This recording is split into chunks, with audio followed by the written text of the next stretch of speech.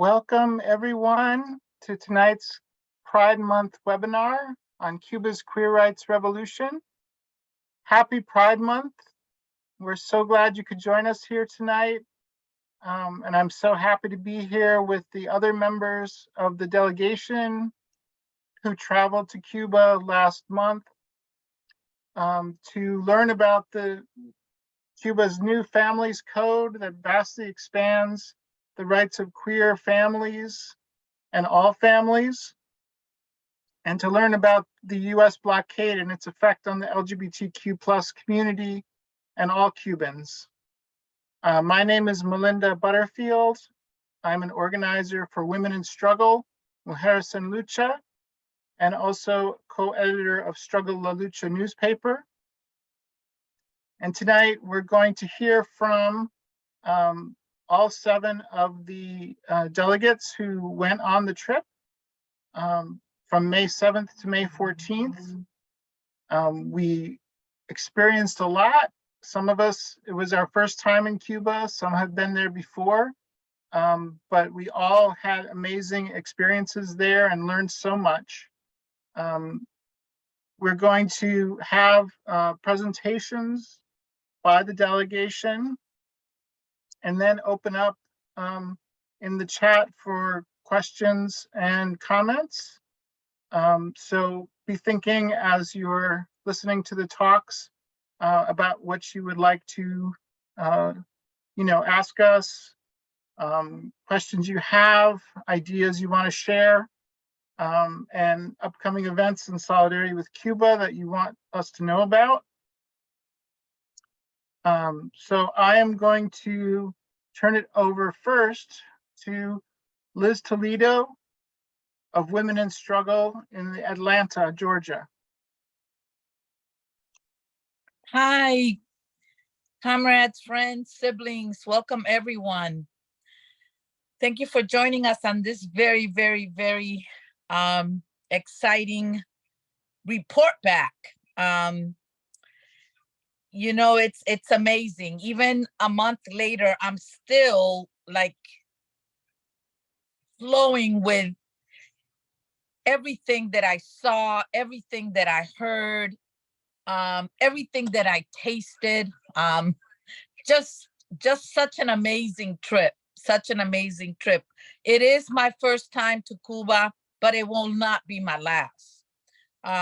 Going there was a real rejuvenating experience for me, since I've been, an activist here in the States for many years. And for those veteran activists, it can be wearisome sometimes, because it seems like we take a few steps forward and then, we're pushed back. There's reaction from the ruling class and we're pushed back. And it can be very demoralizing at times, being here in the belly of the beast. However, even today, every time something happens, another shooting somewhere, my first thought, this would never happen in Cuba. This will never happen in Cuba. When people are getting put out of their homes and, housing prices are through the roof, and everything is just so high that people can't even afford to live or eat. My first thought is always, this would never happen in Cuba. Under a socialist system, under a true socialist revolution, it will never happen. And so being back here after that experience just really motivates me even more to continue, to fight for a socialist revolution here in the United States. I was so impressed by so many things that I just really can't even begin to pick which one, impressed me the most. But, of course, the highlight of my experience was meeting Maria Elena Castro, because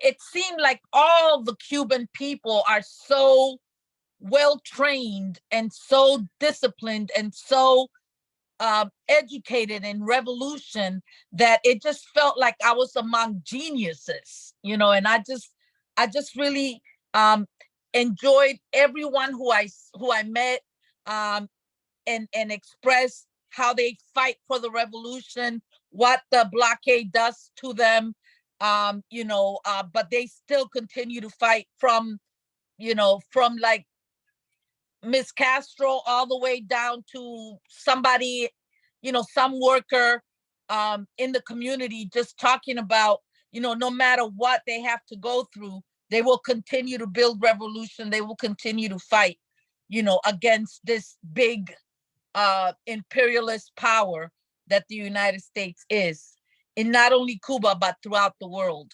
So I was really impressed by the knowledge, the wisdom, you know, like I said, from Miss Castro all the way down to whoever, you know, anybody that I spoke to was about talking revolution and sharing about revolution and what socialism means to them in Cuba and what it has done for them in Cuba. So that was one of the things that really impressed me. You know, that everyone just really is well versed, you know, and happy. You know, that also impressed me because it can be so depressing being here sometimes. You know, like people were in the streets in the middle of the night just playing dominoes, you know, like nothing, you know, something that could never happen in my neighborhood, you know, because of all the oppression and everything else that goes on with living in the United States. And then, you know, of course, all the policies that were written and fought for and are being implemented, there is no taking back of rights that are given. So, you know, they never have to fear that today trans youth have rights, but tomorrow they may not. Or today women have rights, you know, and there's the right to choose and the right to an abortion, but tomorrow that can be taken away. That everyone has the right to housing, but tomorrow that can be taken away. So that doesn't happen in Cuba, but that happens here in the United States every, you know, second of the day. Every time, like I said, we take a few steps forwards, it's always, you know, a pushback later on.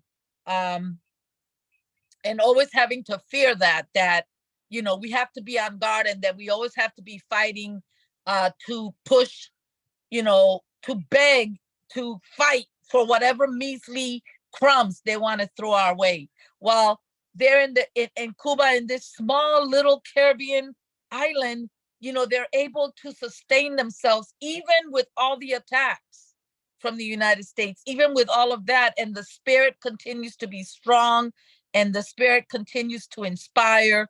And, you know, like I said, that's the number one thing that really impressed me about the whole trip.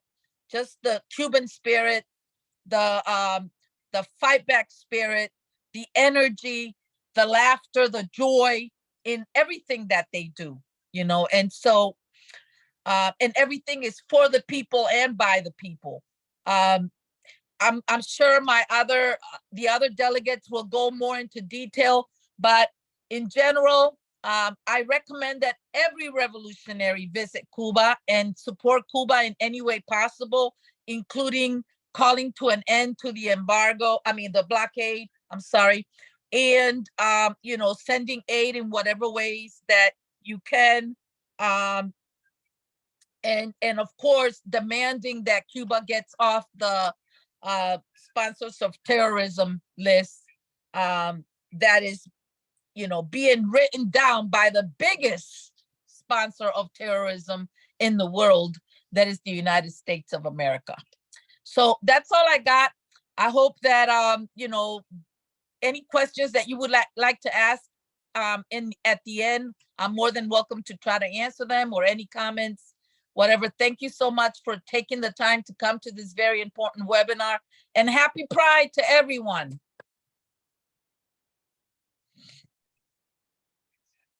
Thank you, Liz. Our next speaker is also from Atlanta. It's Dee Deans. I'm here. Thank you. Thank you so much, Ms. Toledo, all your information. I'd like to say that this is my very first time here. I'm kind of new. I'm also very nervous. Need to get that out of the way. This is my first time being here with the comrades and my first time ever attending any event like this. So thank you, comrades, for inviting me and taking a chance on allowing me to share my experience in Cuba. That was also my very first time going to Cuba. That has been something on my bucket list forever. I finally had the opportunity to go, thanks to all the comrades and my partner, Lizz. When I first got there, guys, and I'm going to be all over the place again because I'm very nervous. This is my very first time. When I first got there to the place, when I first got off the plane, it was just I want to say like the sun, the environment was so like peaceful and so calm. And as I walked through the airport and out of the airport, I saw all these antique classic vehicles, and I thought, my God, there must be a classic show here. It must be a car show here because I saw all these antique cars. And I saw so many antique cars that I really thought that it was a show that I was actually at the airport. So being there was a great experience for me because it was nothing like I thought it would be. All the things that I heard, all the negative things that I heard about Cuba, I saw none of that. I experienced none of that. And it was just an awesome feeling to be there because the people were so cool, so laid back, so relaxed. People weren't worried about whether, they were going to get shot or if, somebody was going to come up and rob them. Everybody was just so cool. You could actually just sit down and, feel comfortable there. Nobody was judging anybody. Nobody was worried about whether, you were going to be attacked because you were lesbian or gay. The people was just so welcoming. That family code that they have there where, it could be 2 men, 2 women, it could be an aunt, a cousin, it could be a godmother, a sister, as long as you're there with the person for a certain amount of time, they consider that a family. You don't have to be like, it doesn't have to be a man and a woman or, the traditional family that we have here. They consider whoever is there for a certain amount of time, length of time, they're considered family. That part I really was really impressed because here, you have to be either a husband and a wife to be considered a family. Also, there was no police. I very rarely saw the police. And when I did see the police, they had like billy clubs and a walkie-talkie. At the parade, when I was at the Pride parade, there was no police, no barricades, no dogs, everybody was there freely and friendly and, performing and, just calm and relaxed. I didn't even realize that I was actually standing by the president's wife and the niece of the Castros. I didn't even realize that I was standing by these people and there was no police. There was actually people with security on their shirt, but there was no fear. We didn't have to worry about whether or not there was going to be a bombing or a shooting or, a fight breaking out. It was very relaxed there. I couldn't believe that. I've always heard about how you can go to these different countries and you can go to school for free. You can get medical free. When I heard that, I was like, oh my God, it really does exist. You can actually get medical free, where here, you don't even want to go to the hospital because of the bill that you'll have to pay. There, it's free. They actually have people in each community that takes care of the people's issues in that community. And these people don't get paid for this. They actually have people assigned in the community. They have clinics assigned in that community for people that, may need to have medical assistance that can come. that don't need insurance, that don't have to be concerned about a bill. The education is free, so they have 95% of the people are literate there. If you're under 25, you can actually come there and you know, become a doctor free. So they have things there that are just, you know, unheard of here. Things that are going on here are not taking place there. And it's just amazing. I couldn't believe that those things are actually happening. That, you know, you can actually walk around and not be afraid that somebody's going to beat you up because you're lesbian or gay.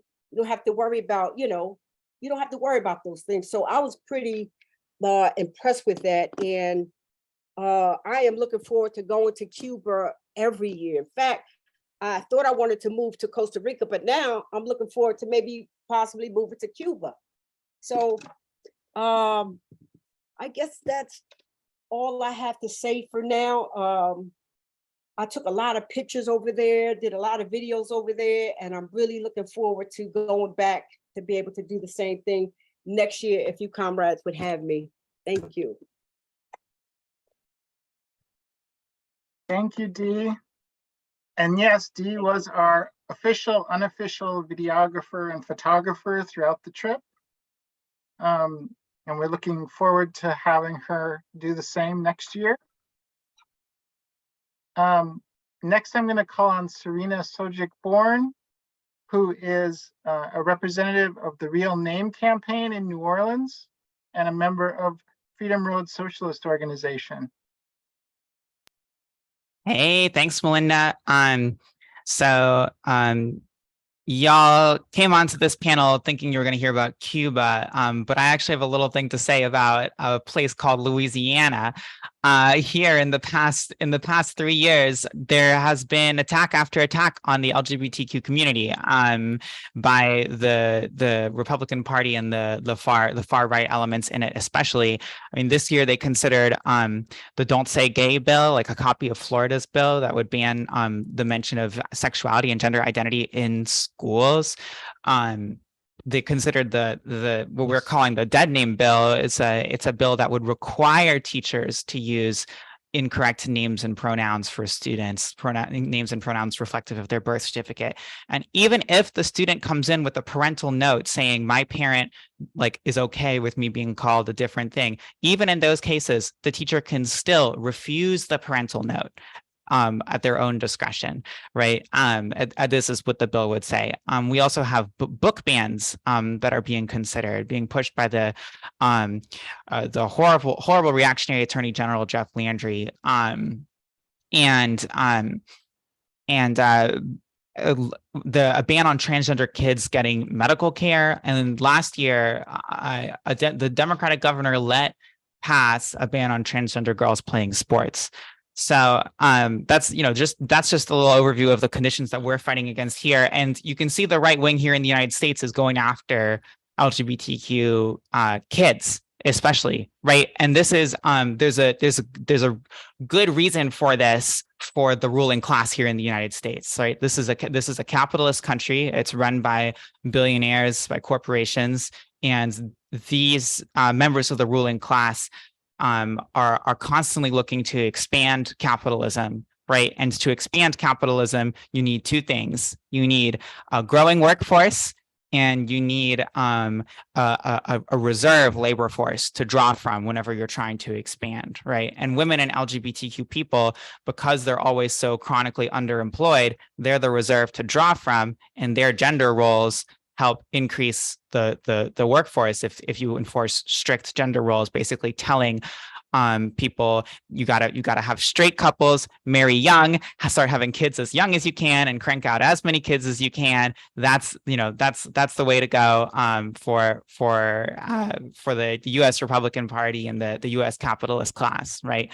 In Cuba, it's when we went there, we met with activists from CENESEX, which is the Center for National Sex Education, and actually have one of their organizations magazines here, Trans Cuba, from the Trans Cuba Network of Activists, and in CENESEX, they they organize to fight for LGBTQ rights in the country, and they're supported by the Communist Party. They're supported by the government. So unlike they are in the same position in Cuba as bigots are in the United States, right? The bigots here have the government support. The progressives in Cuba have the support of the party, the government, and of the people, right? Effectively.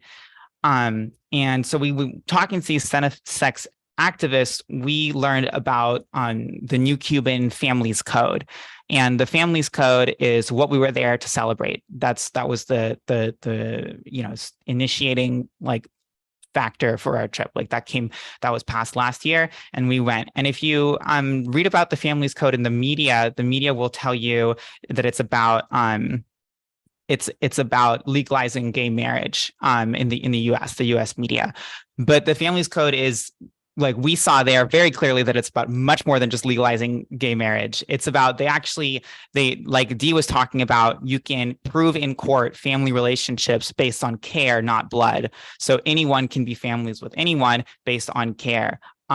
You have family defense offices set up neighborhood by neighborhood that have teams of social workers and lawyers that a child can go to and then make a claim about domestic abuse or rejection or custody dispute in their families. And those bodies will evaluate the child's maturity, evaluate the claim based on the child's maturity, and then bring it, if appropriate, to court. So a child does not have to have a lawyer and does not have to go to the district attorney or anything like that. It doesn't have to rely on like the help of like, whether or not a nonprofit may or may not be there, and can just go straight to like an organization that'll take their claims to court. And Sex, on top of that, they promote sex education all the time, right? Posters in classrooms, in polyclinics about HIV that don't demonize LGBT people, that make sure people use condoms, right? It's really in every way, it's the polar opposite of what we have here in Louisiana. It's like while here things are the right wing is attacking LGBTQ kids, in Cuba they're setting the foundations for progress for LGBTQ people and for kids to have agency. And the reason for that is because Cuba has eliminated capitalism. That's at the basis of it. They have a socialist society, and they have also laid the foundations for women's liberation. And by doing these things, the LGBTQ movement was able to come out of this fight against capitalism, and and win their gains and have their gains be permanent, like Lizz was saying. And the last thing I will say is imperialism certainly isn't through with Cuba. The U.S. empire certainly considers Cuba to be their unfinished business, right? Ever since the 1959 revolution, they've been keeping Cuba under conditions of blockade that blocks even like basic medications, menstrual products, toilet paper, condoms, anything like that from entering into the country.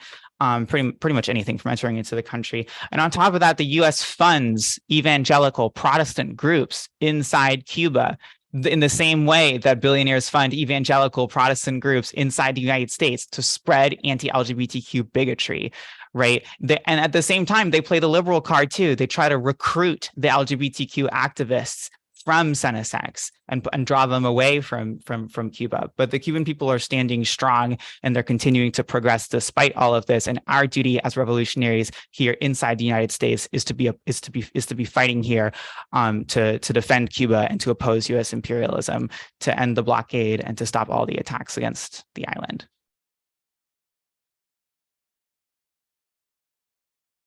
Thank you so much, Serena.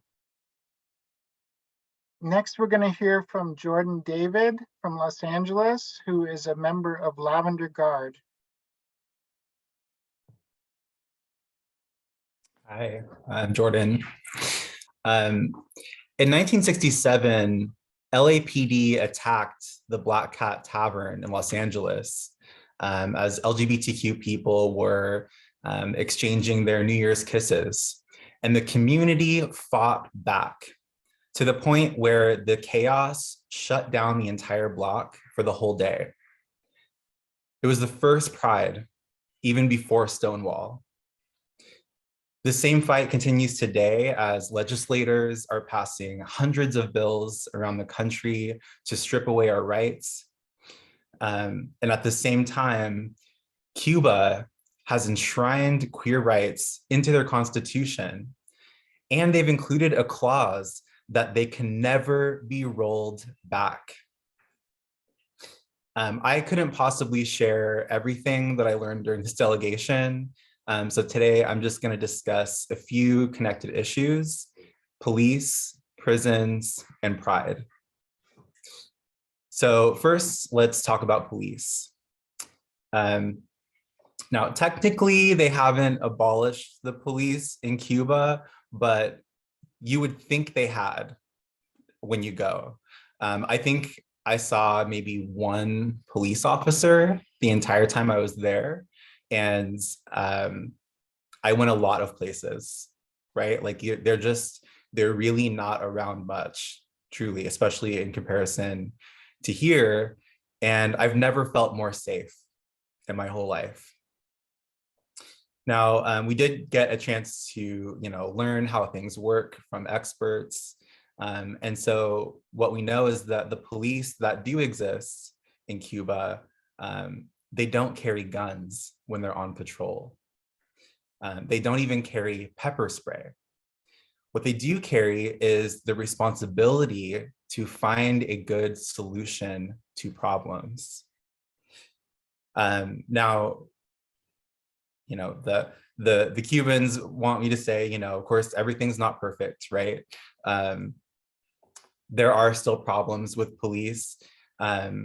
There are individuals who want to take advantage of roles of power, but it really is that kind of bad apple trope actually applies in Cuba, whereas it doesn't apply in the United States. But the difference is when Cuban police make mistakes or have bad behavior, they're actually held accountable. They're punished for it, to the point where nobody wants to be a cop in Cuba because you can't just do whatever you want and get away with it.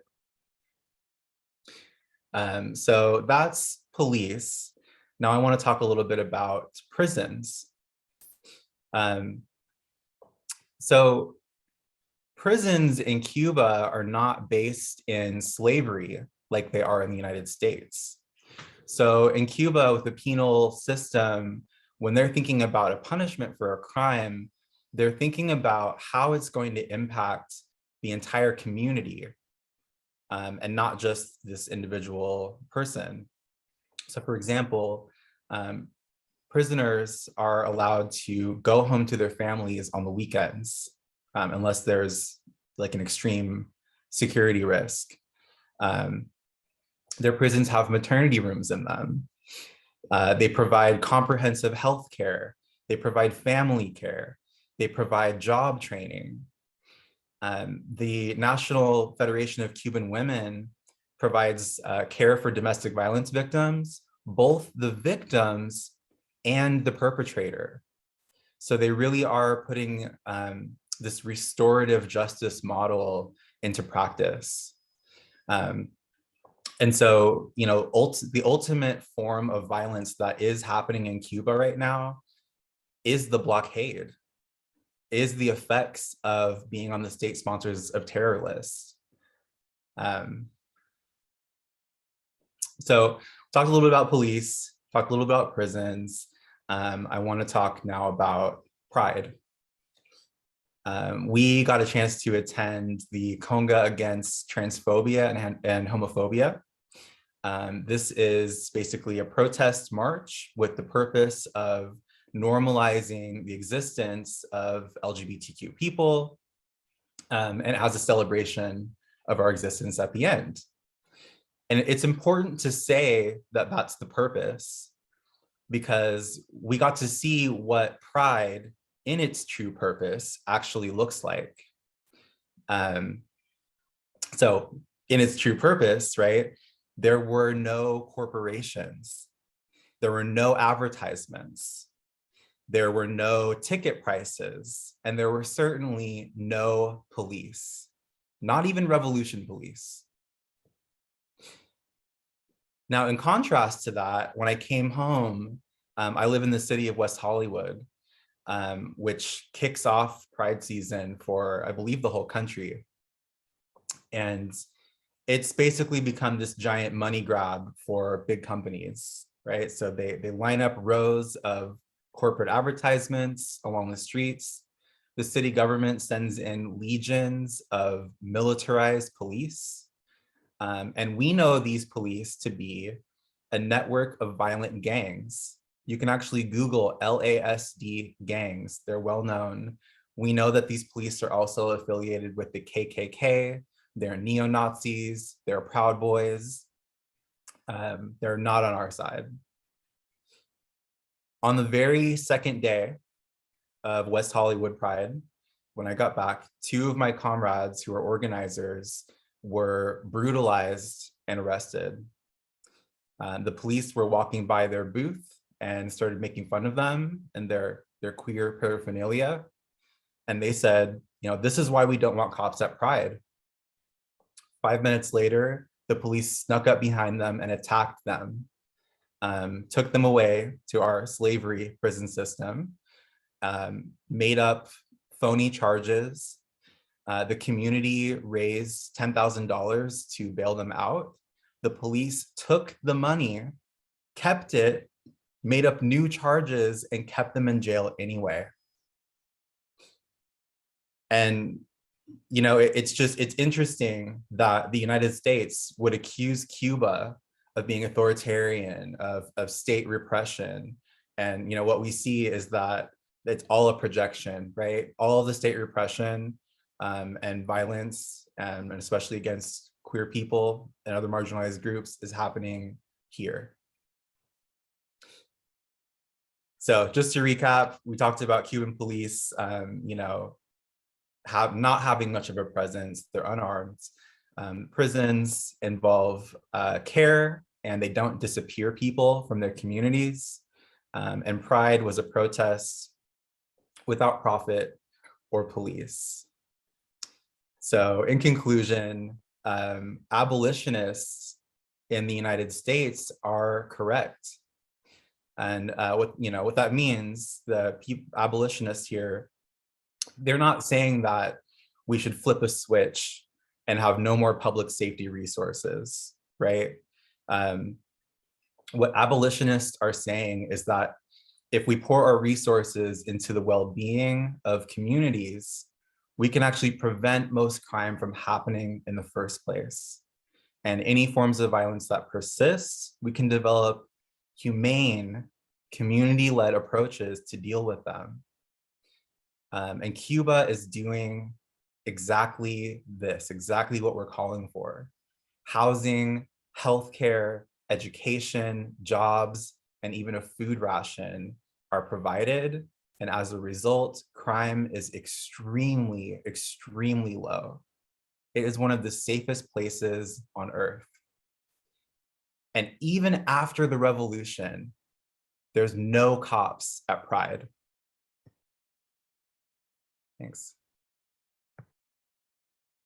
Thank you, Jordan.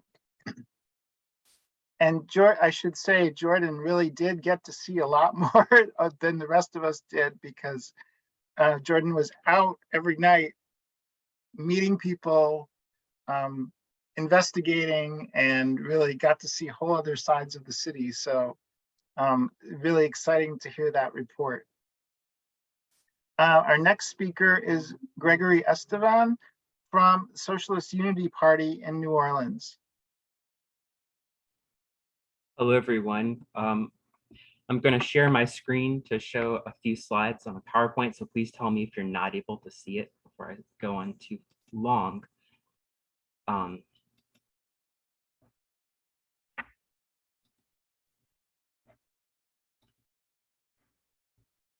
Okay, so on the last evening that we were in Havana, as Jordan said, we attended the conga against homophobia and transphobia. And I had an encounter with an activist whom we had met earlier in the trip, I think on the first day that we were there, actually, that really encapsulated the experience for me in a certain way. we were just finishing the march, and everyone was sort of filtering into a space, basically having a block party in a celebratory mood.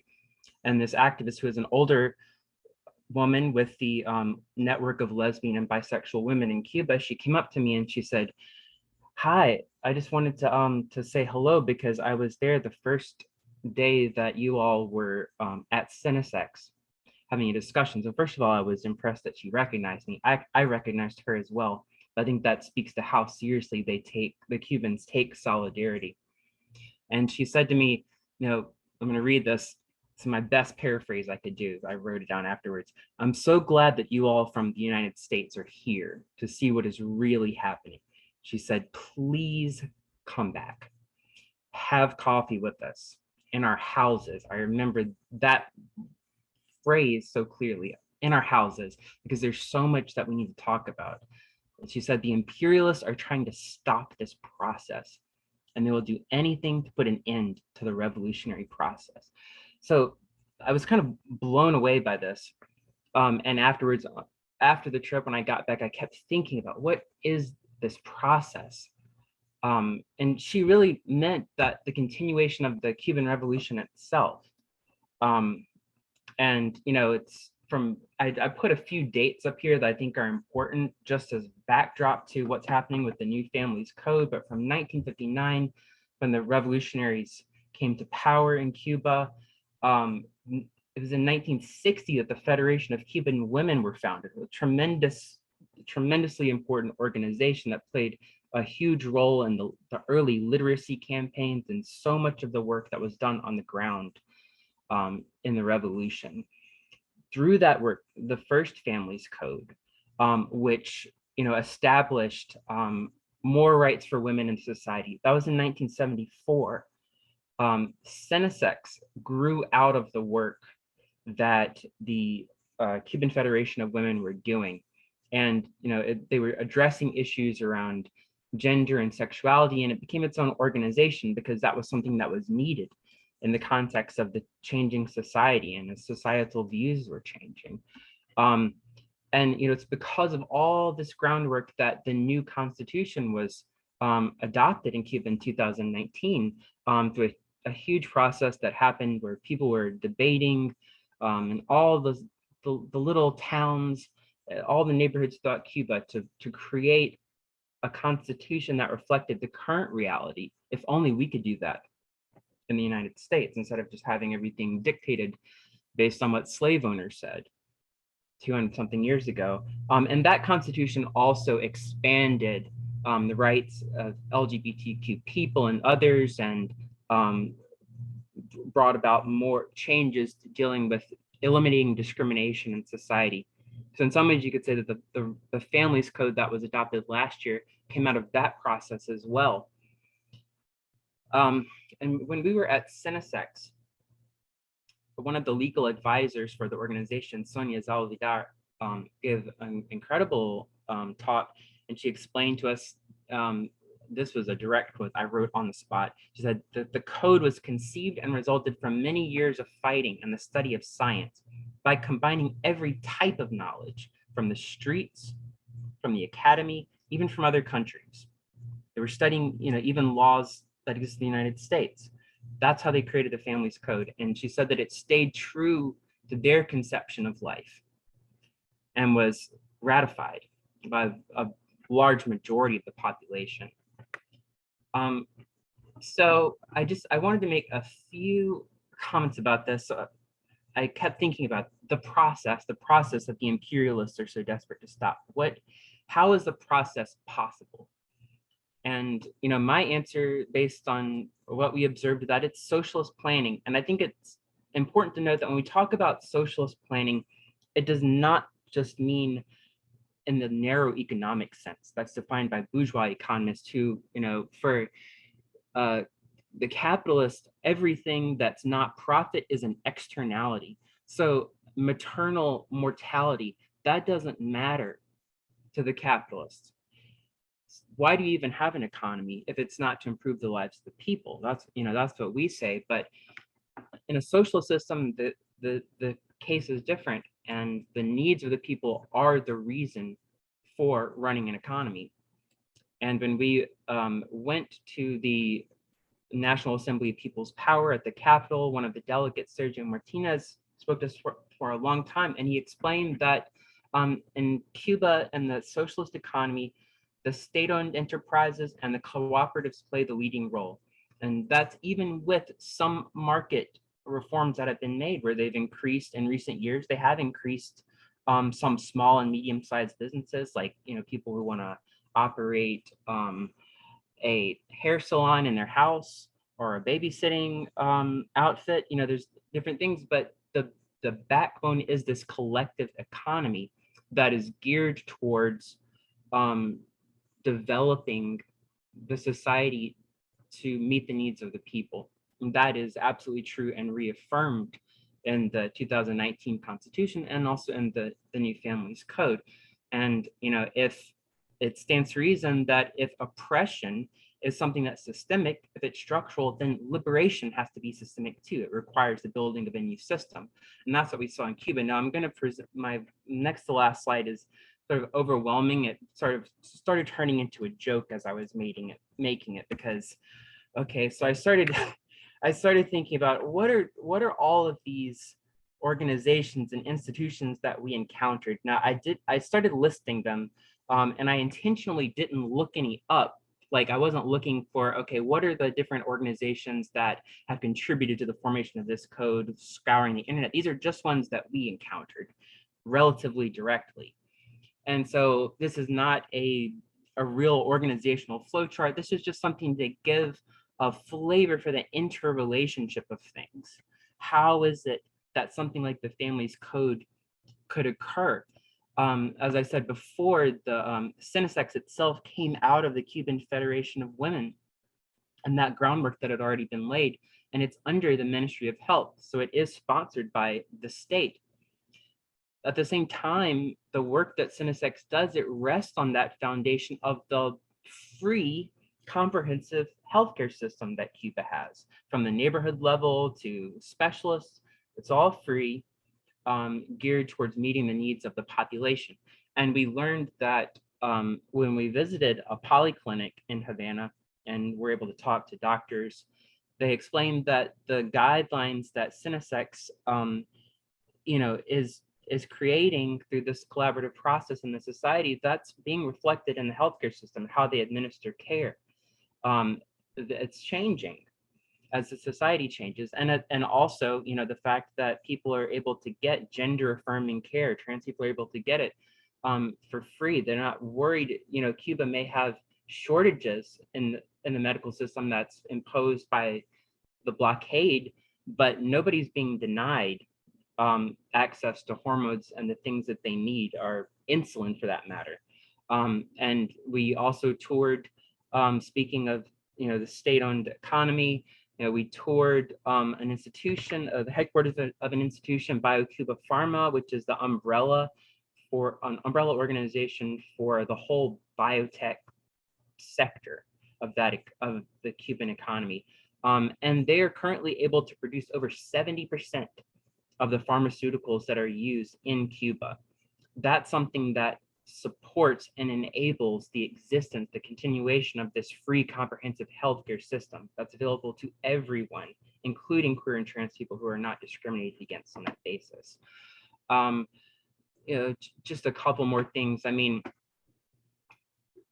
we also learned that in terms of how laws are passed.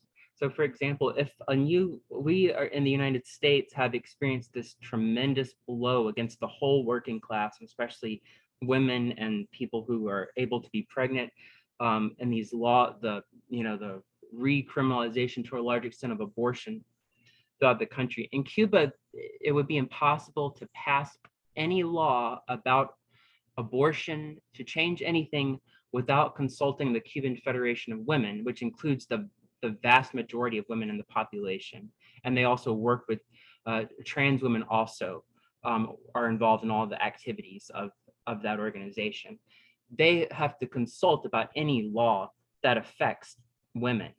They can't have some law that's being created by right-wing think tank and funded with, you know, all this lobbying money and that kind of thing. Also, if there were a new law that was going to affect the agricultural sector, they would have to get the approval of the vast majority of farmers who are organized through various types of trade unions. That's overall how the legislative, the political system works in Cuba, and that played out in how the Families Code was developed. And because it's a code that's so broad and really encompasses every aspect of life and society, they really had to go to the grassroots, every neighborhood, every province of the island, and have these discussions and many drafts, over 60 drafts at least, of this law before it was passed, that came out of the debates that ordinary people were having, and people are transformed in the process. That's something that we don't have a coherent way of doing that in the United States, because we don't have these revolutionary institutions. We don't have the system that allows that to exist. So that's the point of this slide, again, is just to give some little taste. This is like a picture of my brain of everything that I was noting on the trip about these interrelationships. It's an ecosystem that all works together. And, you know, finally, I just have a few images. You know, it was so amazing to be at Cinesec's headquarters and to meet with these activists who are we met some staff of Cinesec, but also activists who are part of autonomous organizations.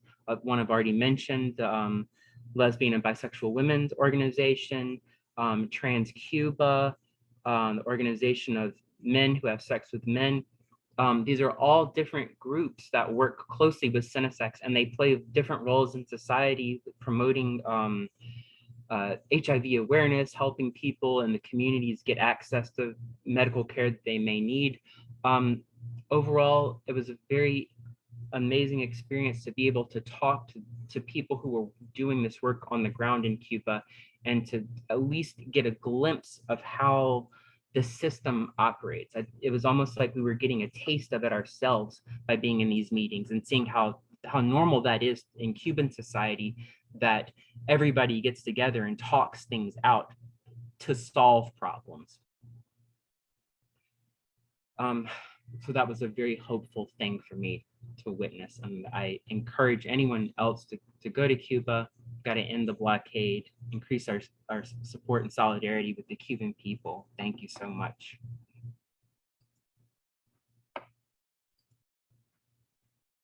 Thank you, Gregory. Our next speaker is Kiana Folk from Baltimore.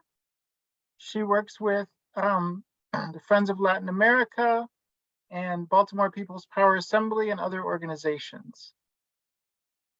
All right. Hello. So I guess I'll be talking on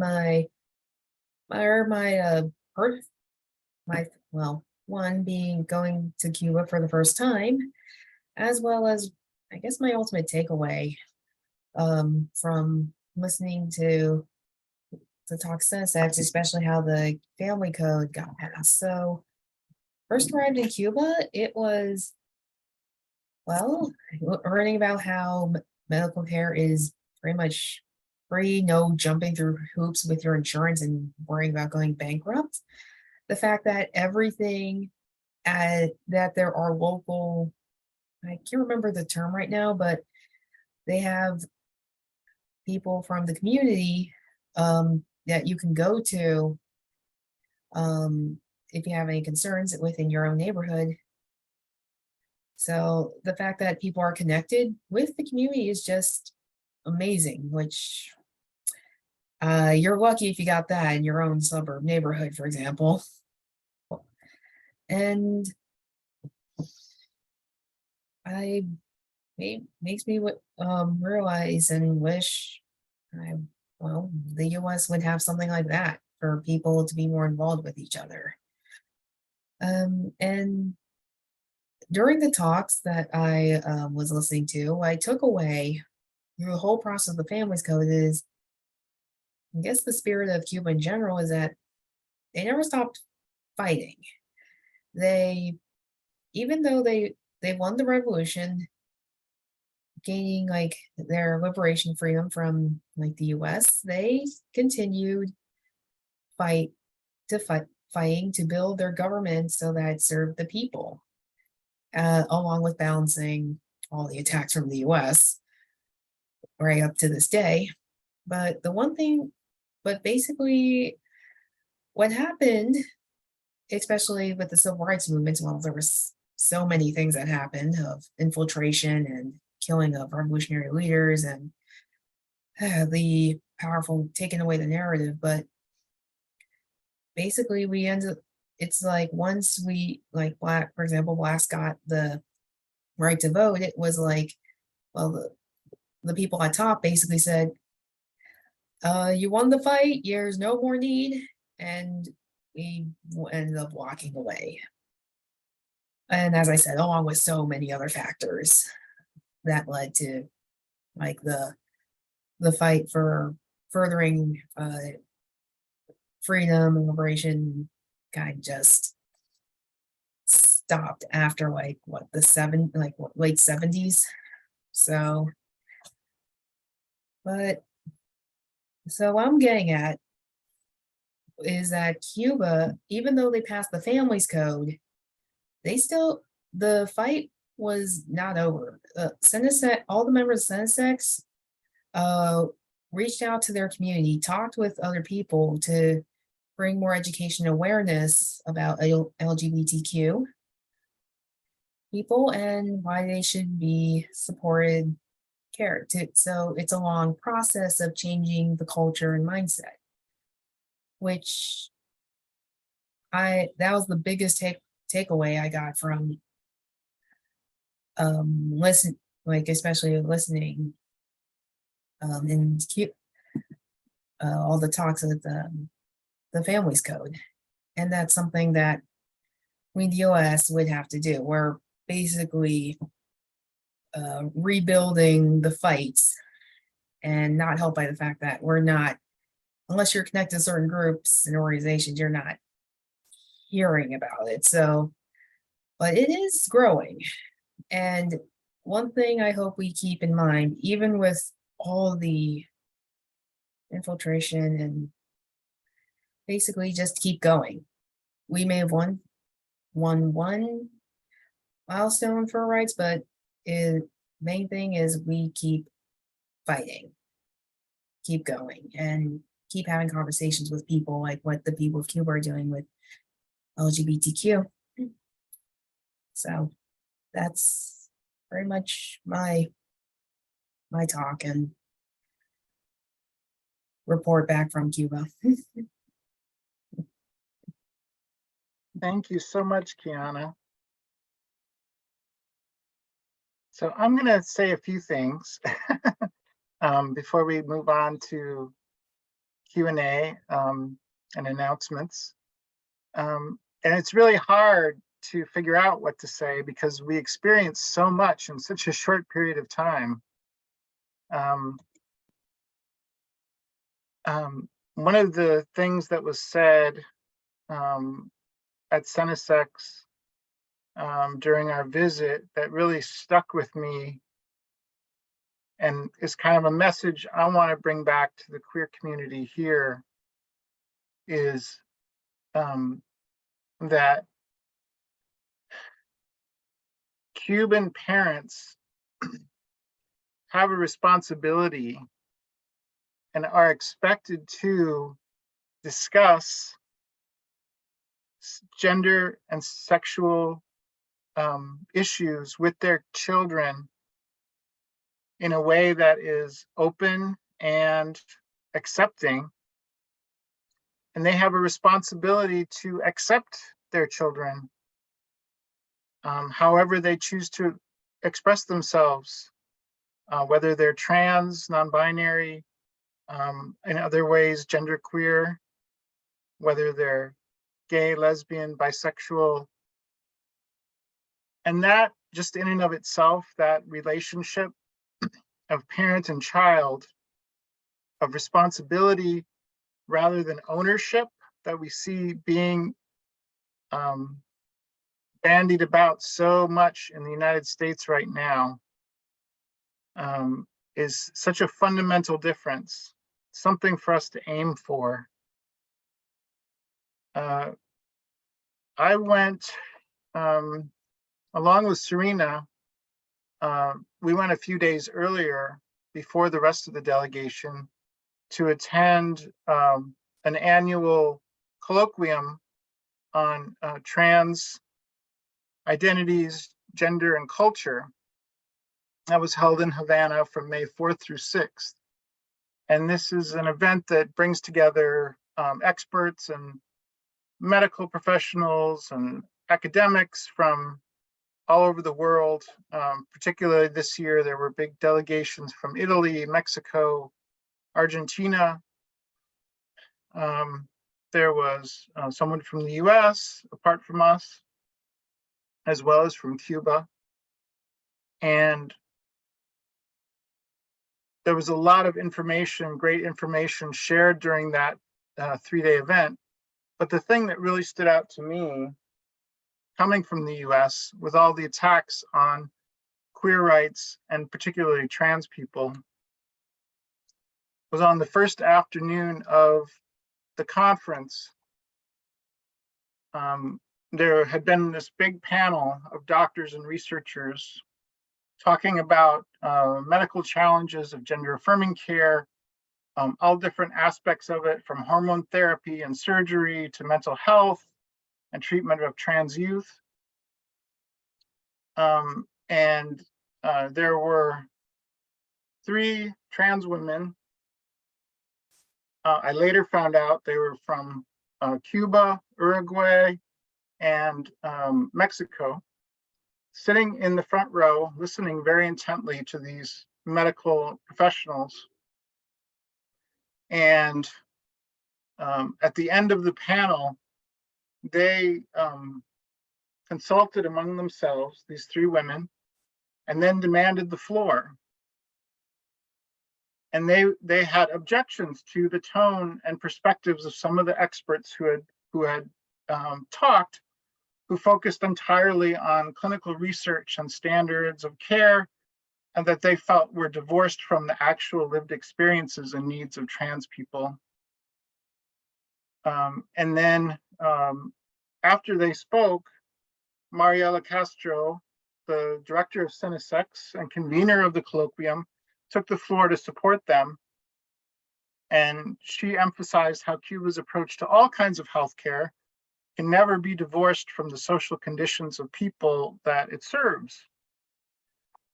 And this made a huge impression on me because I couldn't help but think of what would have happened in the United States if 3 trans activists had taken the floor at a academic conference, professional conference, and objected to what the official presenters were saying.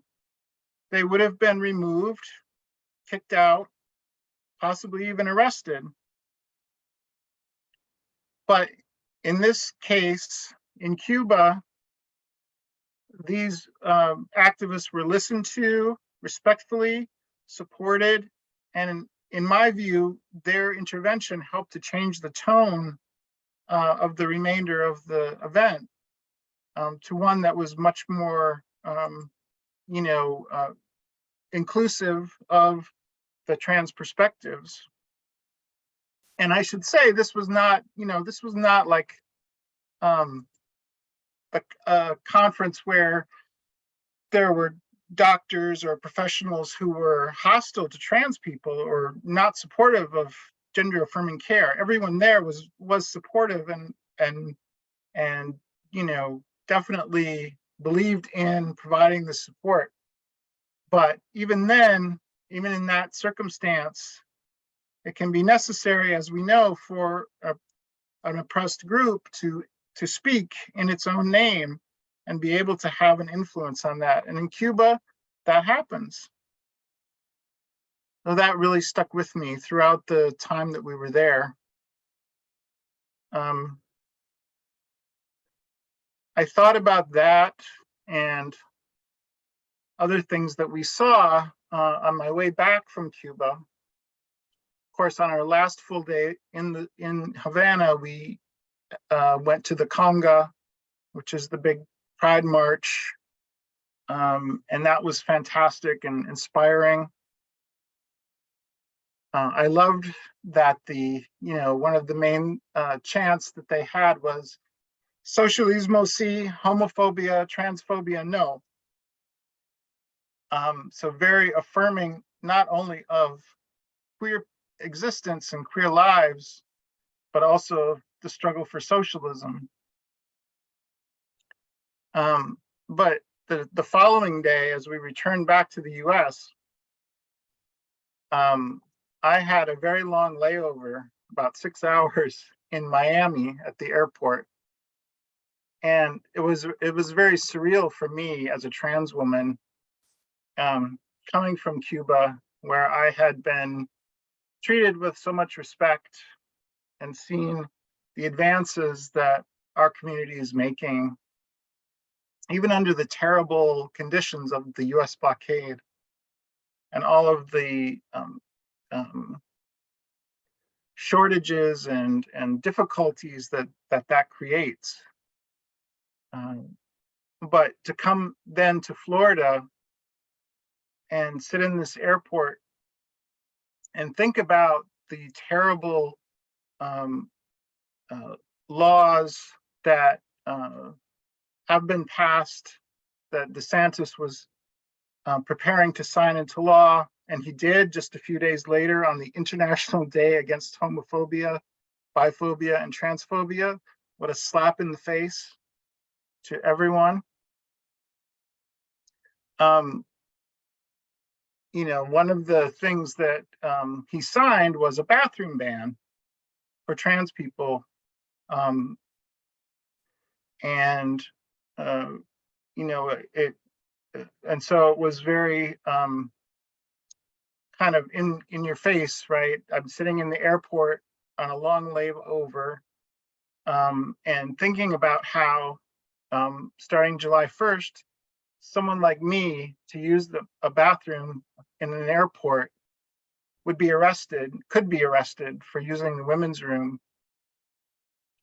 or risk violence using the other restroom.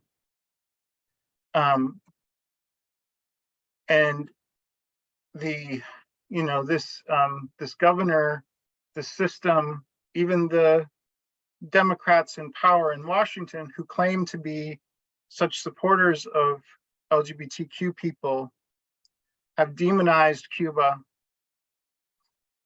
at the time when it is advancing and fighting for the rights of our community, our siblings.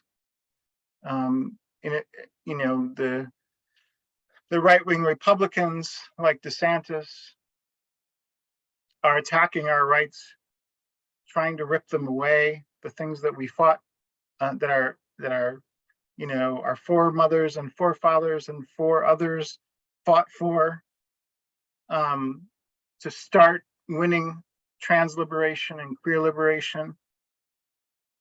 The Democrats trot out a statement every 6 months or so. They might hold an event at the White House by invitation only during Pride Month, but they're not fighting for our rights. They're not doing anything practical, much less decisive, to push back these attacks, even though they have the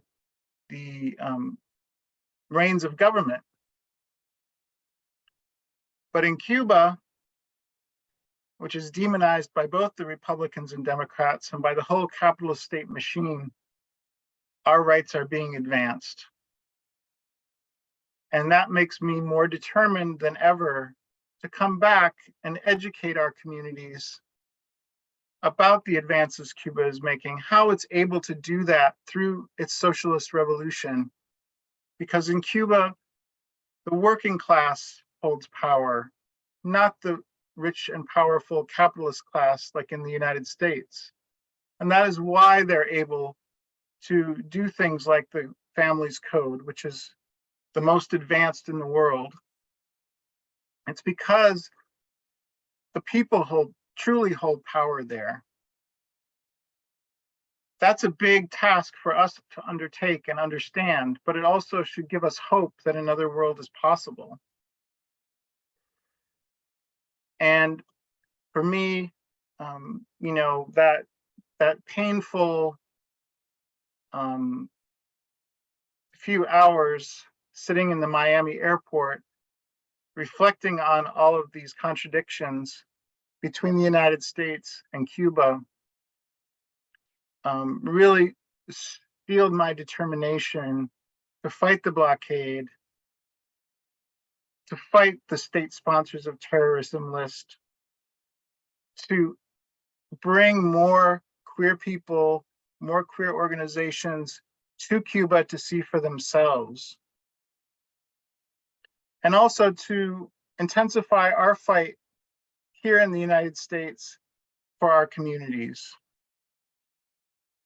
And I'm happy to say that we are at Women in Struggle and several of the other organizations involved in our delegation, as well as others, are working together to build a national march to protect trans youth and a Speak Out for Trans Lives on the weekend of October 7th in Orlando, Florida, to bring the fight to DeSantis, to bring the fight to the fascists, and you know, take up the example of Stonewall, of Marsha, of Sylvia, of Leslie Feinberg, of Queer Nation and ACT UP, and of our Cuban siblings who are continuing their revolutionary process by advancing queer rights and the rights of all people.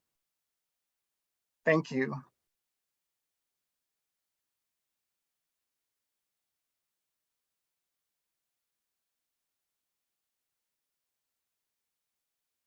So now we'd like to get any questions folks have or comments, questions for the panelists.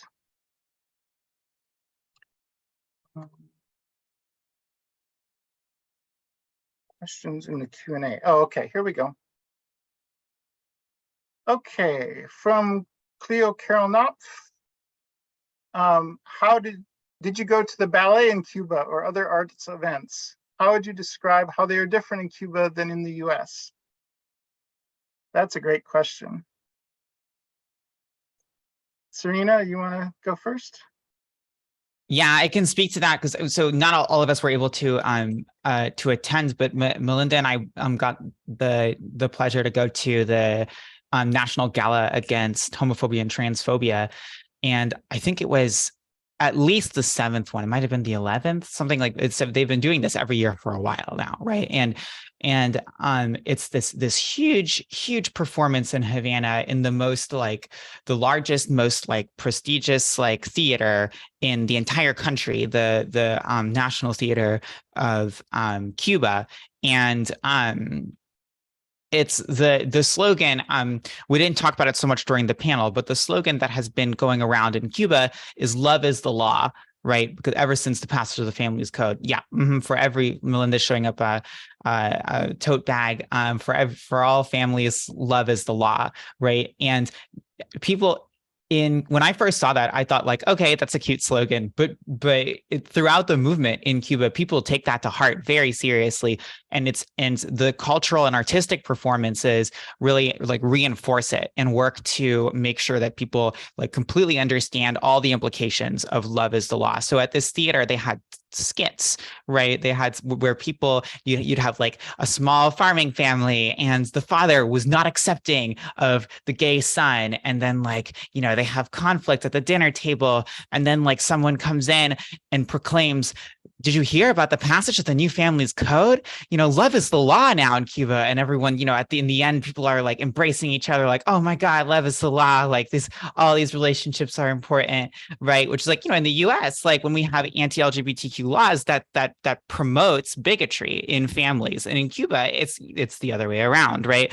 And so the cultural performances are really important. But it wasn't just like theater skits. There was the National Ballet of Cuba, and they had these like great dances that like they were really moving because they depicted sort of scenes of love, like of same-sex love, but also of like conflict. Like there were these like these performances where people were like sort of and dancing and fighting with each other, but then like dancing and embracing each other. That I like was really some amazing performance art. And at one point, there was about halfway through the performance, there was a spotlight on an audience member who just like stood up and started playing the saxophone, and then a spotlight on another audience member who stood up and started playing their instrument. And then like it turns out like 15 people in the audience were members of a brass band, and they all like stood up and started playing music. And then everybody in the audience just like stood up and started dancing. And like everyone in Cuba knows how to dance, right? Like, which is so they showed us a few moves actually at the Pride parade, and at the conga against homophobia and transphobia.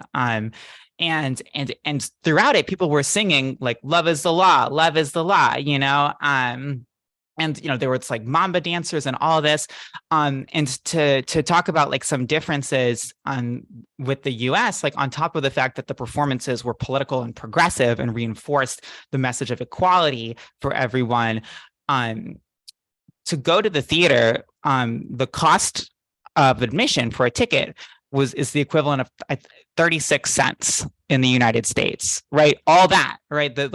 All those like incredible performances, drag shows, mamba and everything. I mean, I will go see a bad cover at a bar and pay a $15 like cover charge to get into the bar, right? But turns out you can get like for the same cost as bubblegum here, you can get all that in Cuba. So I really appreciate the question that the culture really the party and the LGBTQ movement really reinforces the cultural transformation in Cuba.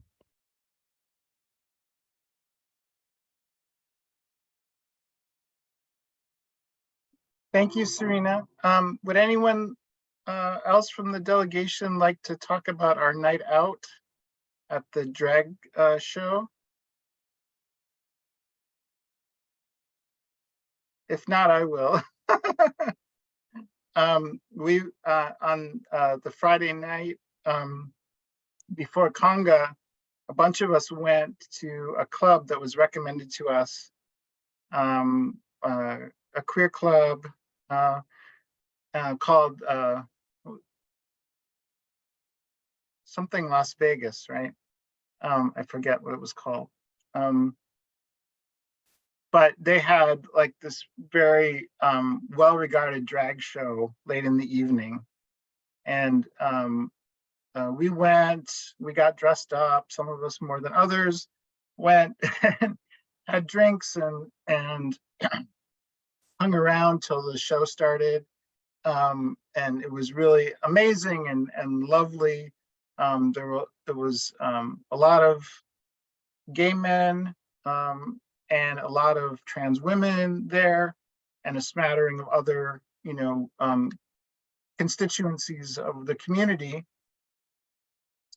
But similarly, it was like, I think about $2 to get in as the cover charge. And just really, so welcoming, and everyone was having a great time. People being called up to the stage by the performers. Some of us even tried to dance amidst all the chairs. We had a good time. So there were, there's a lot of life happening. It's not just politics, but it's also politics entwined with living life to the fullest for the queer community.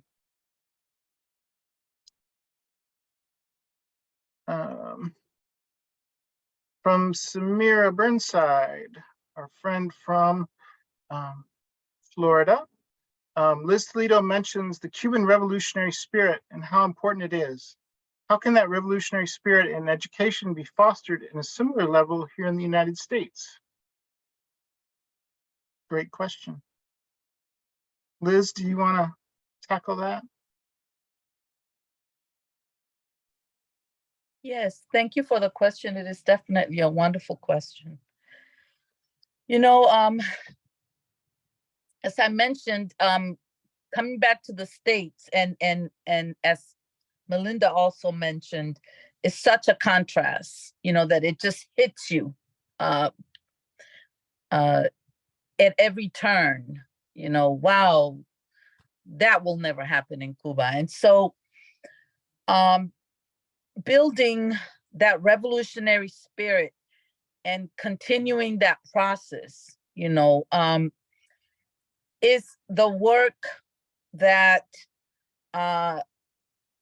that we revolutionaries must do, and it's the work that will most help the Cuban people and other oppressed people of the world, is to fight here in the United States for a socialist revolution. You know, and the reality is that, you know, the people are there.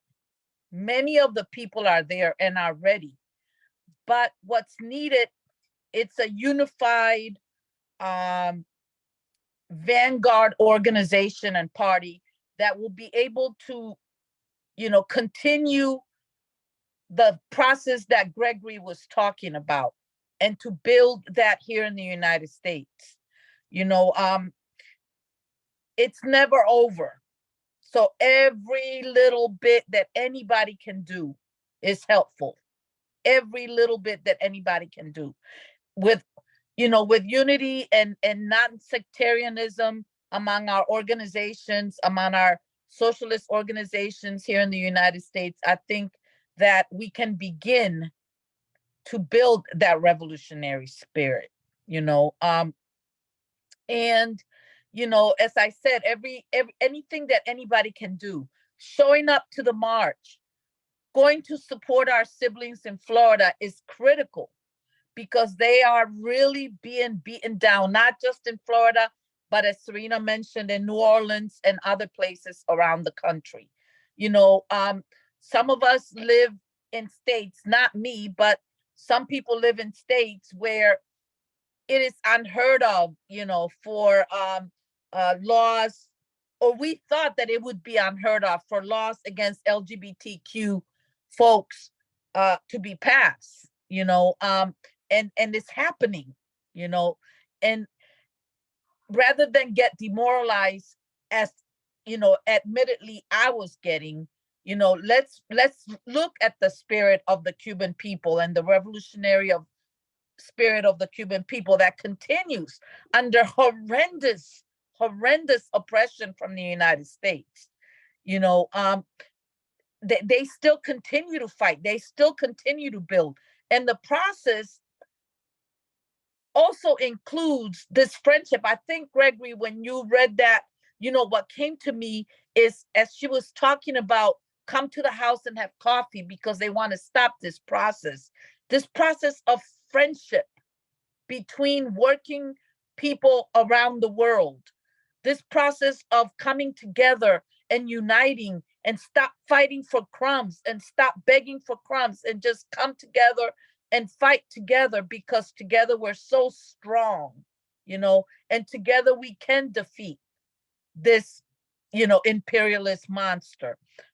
So I think that, you know, that process of friendship and of love and unity and support and encouragement and all of that is what I mean by the revolutionary spirit and how we might be able to build it here, you know. And lastly, you know, my favorite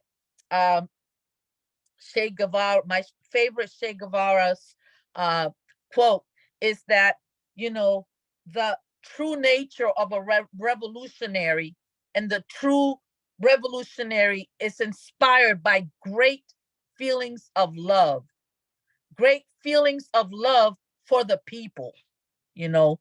And so all of that, you know, is what I mean by revolutionary spirit and how we can build it here in the United States.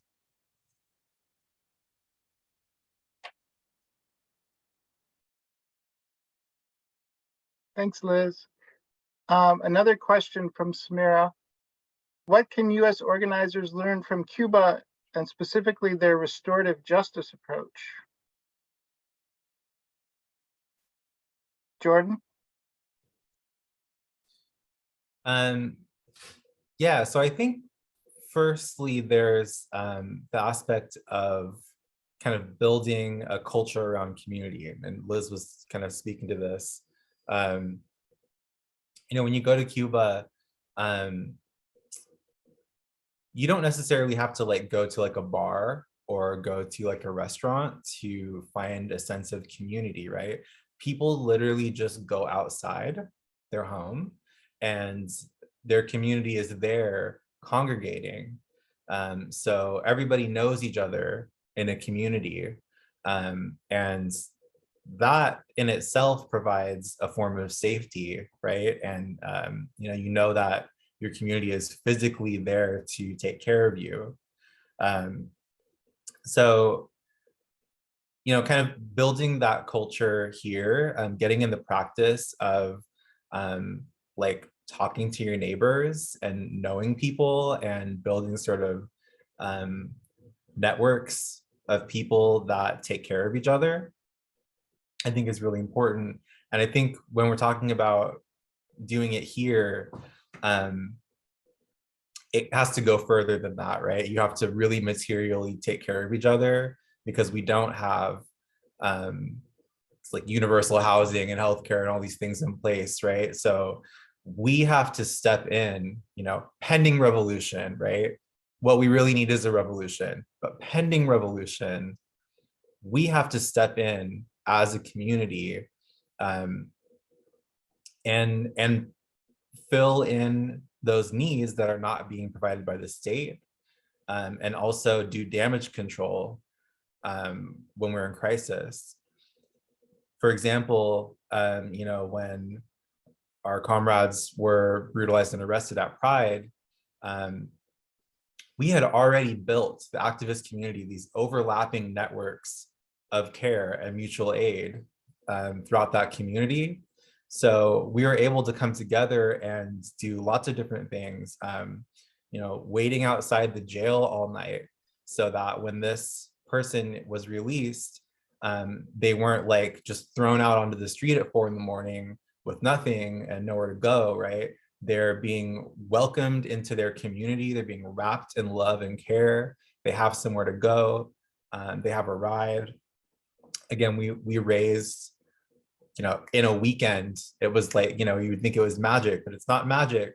It's the power of community, right? We raised like $10,000 in a couple of days to say, listen, we don't want this person to wait for a court date and even for one more day, right? We're going to get them out now. And then even when they were released, you know, just many different ways of being able to make folks comfortable was possible through networks of people that are in the habit of taking care of each other.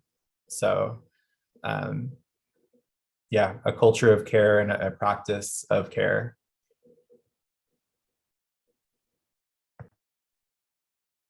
Kiana? Well, let's also have, but I guess I'll go. Yeah, I was gonna say mutual aid as well and get that word out there. As Jordan said, of your like organize with your neighbors, or well, get to know them first, and all the tasks you can do to contribute to like helping people out and I guess awareness. And second one would history, like talk about the labor struggles as like inspiration and learn from, and then more working at the local level.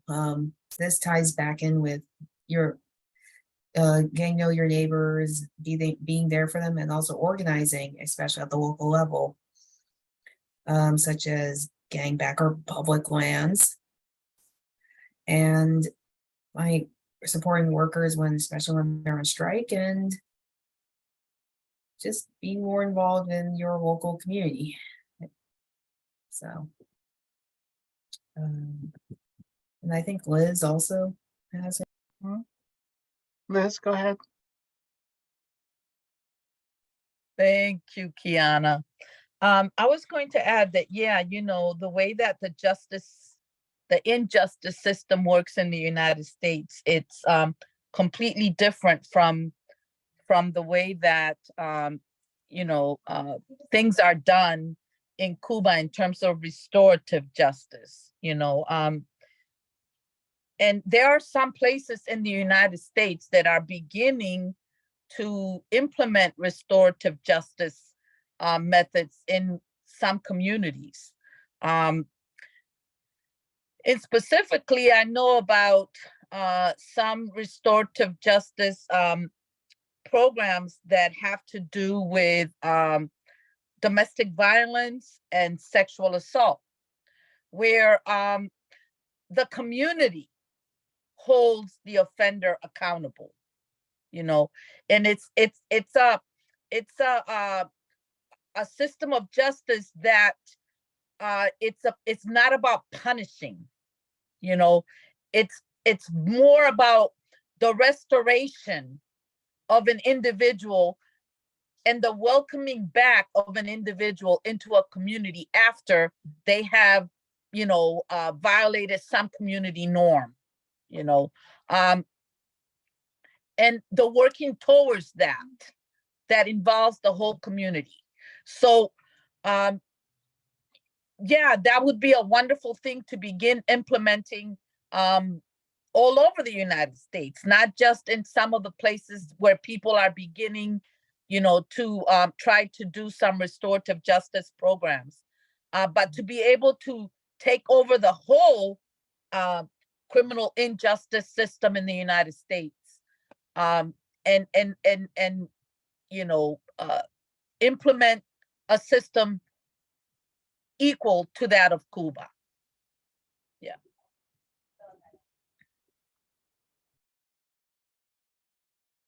Thanks, Liz. Kate asks, are there TERFs in Cuba? And if so, how are they dealt with? Anyone like to address that?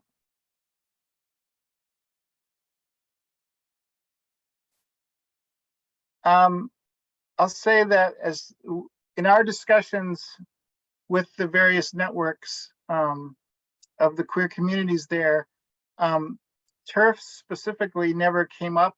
That's so-called trans exclusionary radical feminists, which is a misnomer because they're not radical, they're not feminists.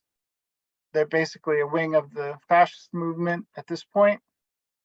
But we see them a lot in the US and England, people claiming to be speaking for women while attacking trans people.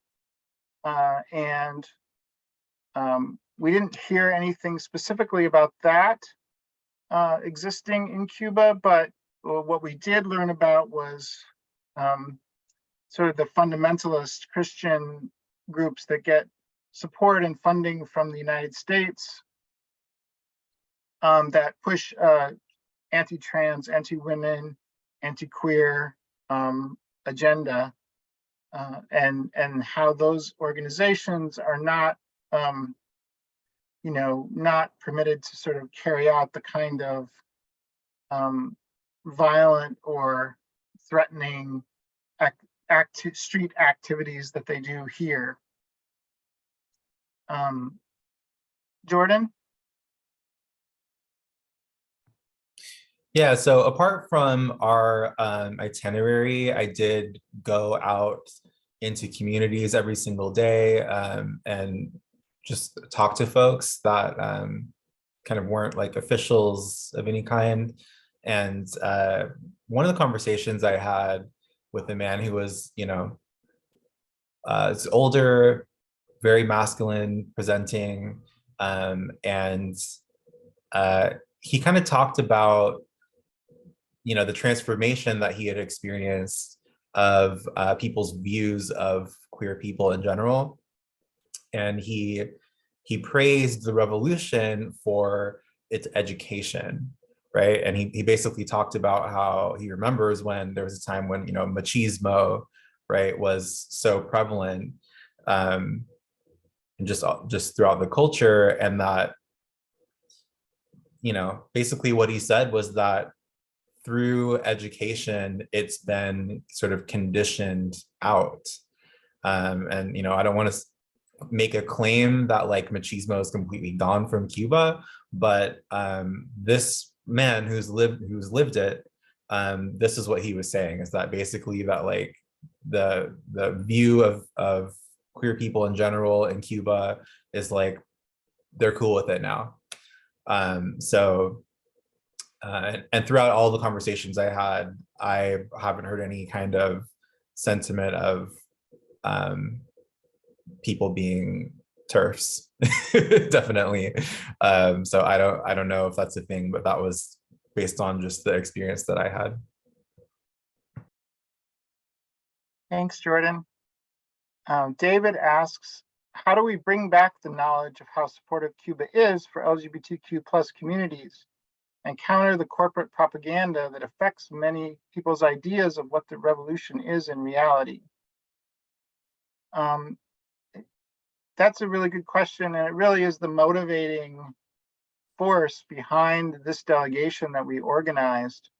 You know, it was an effort to bring together, first of all, different groups in a spirit of unity and solidarity with Cuba and the LGBTQ struggle, to go on this delegation together and share the experience, and then to come back and report on what we found. So this is, you know, one small example of what we're doing tonight of that process. And there are local report backs being planned. New Orleans has one on the 22nd of June. We're doing some in Southern California, in San Diego and Los Angeles in July. And there are other activities coming up. But also, I think that, you know, it's really important to get out the word to our communities about the Families Code. I think, as folks said earlier, you know, when it was reported, if it was reported at all in the capitalist media last year when it happened, when the referendum was passed, it was just, oh, Cuba has finally gotten around to adopting same-sex marriage. But the Families Code is so much bigger than that, and so much more comprehensive, and not only for the queer community, but for all families and all kinds of communities in Cuba, because Cuba understands that giving people more rights doesn't take away rights from other people. The way that it's portrayed here, you know, it's always like they try to set us against each other, like, oh, if the queers get more rights, then you're going to have fewer rights. And that's simply not the case. And in Cuba, they don't play that game with people, right? They're representing the people, and so it's clear to folks that expanding people's rights is to benefit everyone, to benefit society. You know, Women in Struggle, at our website, womeninstruggle.org, we have a newsletter about the Family Code that you can download and print and share. You know, other organizations have done you know, articles about it. Fight Back News, Struggle to Lucha, Lavender News, and other outlets have had articles written by the delegates from this trip talking about different aspects of the Families Code. So we really need to like get out the word about those things and start, you know, really combating the anti-Cuba propaganda in in our communities. Liz?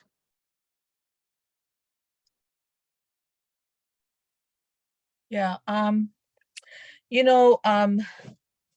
whenever African American groups talk about reparations in the United States, what they get is a lot of pushback, a lot of repression, a lot of attacks.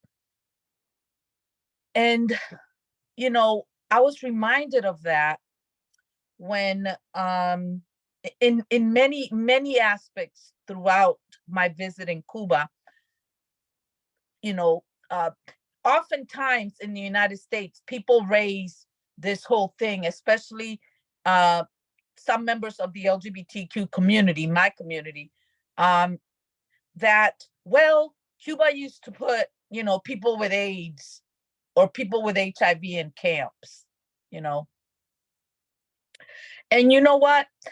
As I think Jordan mentioned and other people mentioned, Cubans are not saying that they're doing everything perfectly and right. But the difference is that when they recognize that they've made a mistake, they repair it. They work towards making it right. Those people with HIV who were put because nobody knew what AIDS was, nobody knew what was going on, who were put in these, I wouldn't call them concentration camps or anything like that, but in some, sanitariums where they were kept away from the population and were not allowed to work. Those same people today reparations are being made for them in terms of like the healthcare that they receive,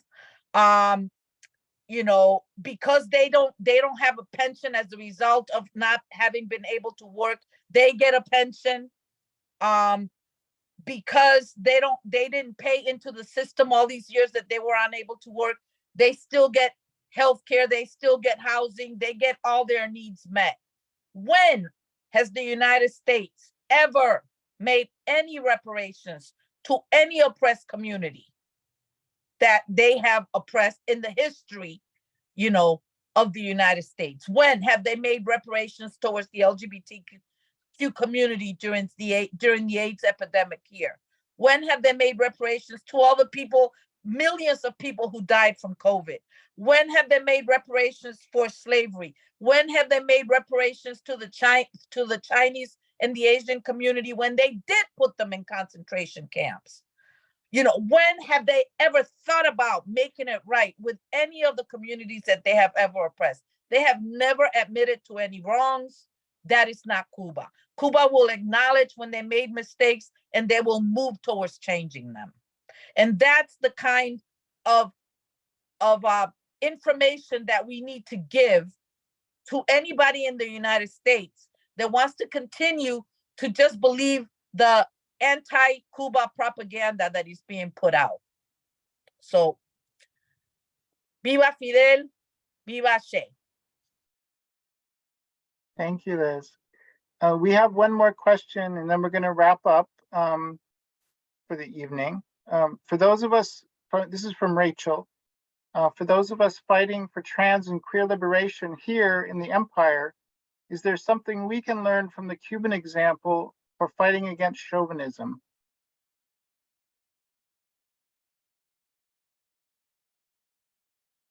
I'm going to call on Serena and then Gregory. Yeah, I like, Rachel, I like the way you phrased the question against chauvinism. There's two kinds of chauvinism, right? There's chauvinism among the people, and there's the entrenched chauvinism of the ruling class, right? Of the capitalist ruling class. One has billions of dollars and one doesn't. One is ready to mobilize people.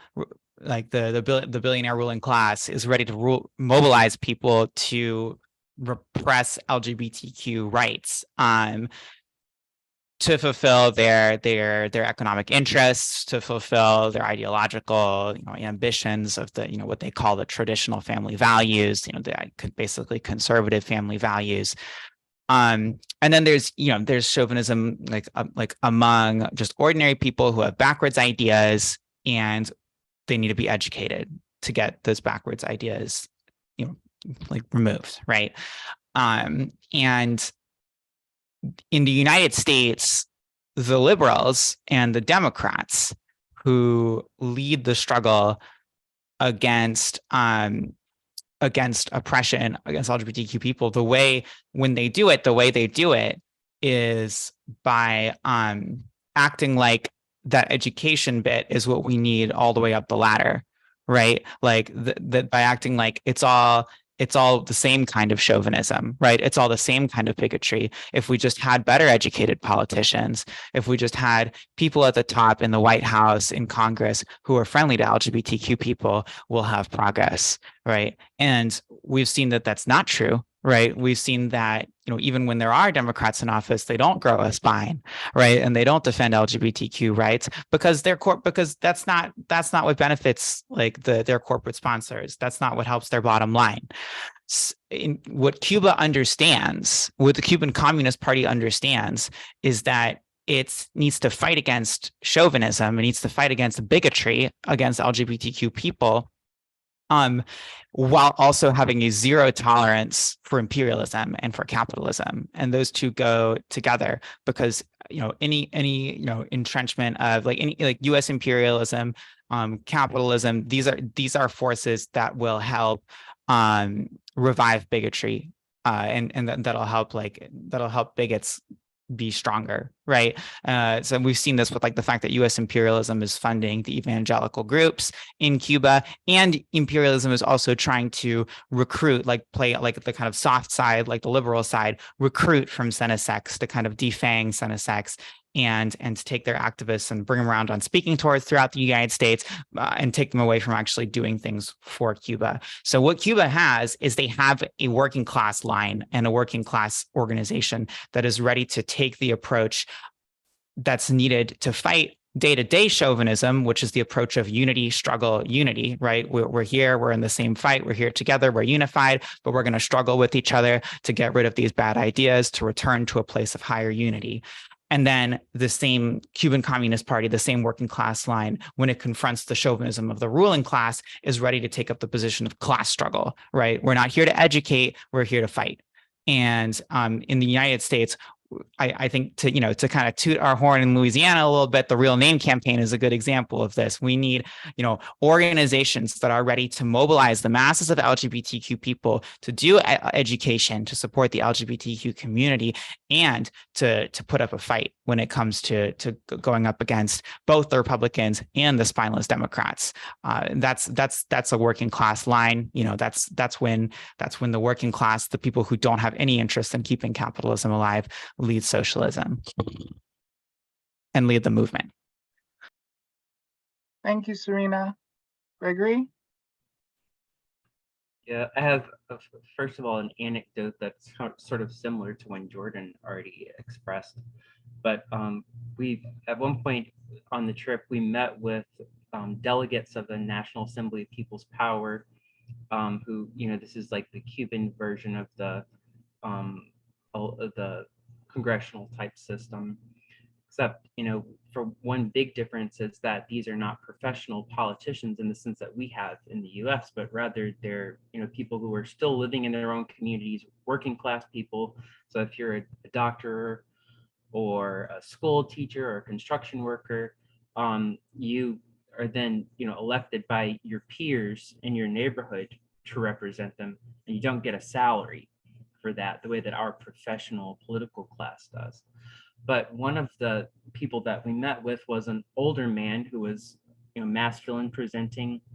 I remember he said, in relation to the changing views in society and all these kinds of questions about chauvinism and so on, he said, I surprise myself about how different my thinking is today versus how it was when I was young in the 70s.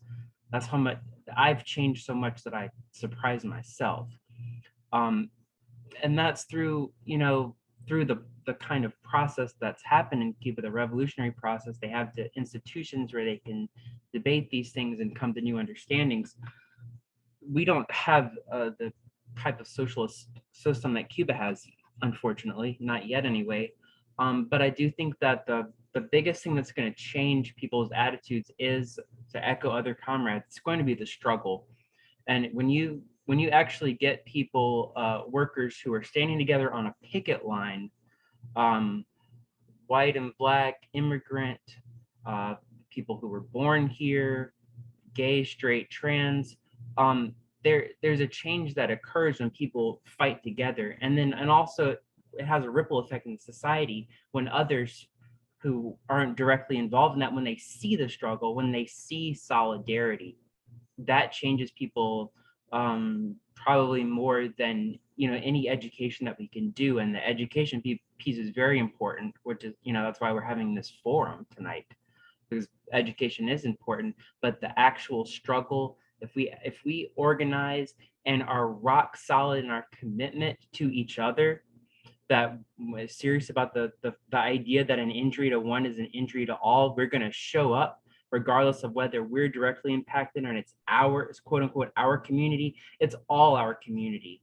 I don't care if I might not be an immigrant, but I'm going to show up for immigrants' rights. That's the kind of attitude that we have to have, and not let anybody who might attach themselves to the movement try to pick us off from one another and say, oh, well, why are you supporting that? We can't accept any kind of division like that. We have to be very solid and firm in that commitment, and that's going to, I think, change people's minds and hearts. Thank you, Gregory. Dee, I want to give you the chance for the last word if you want it.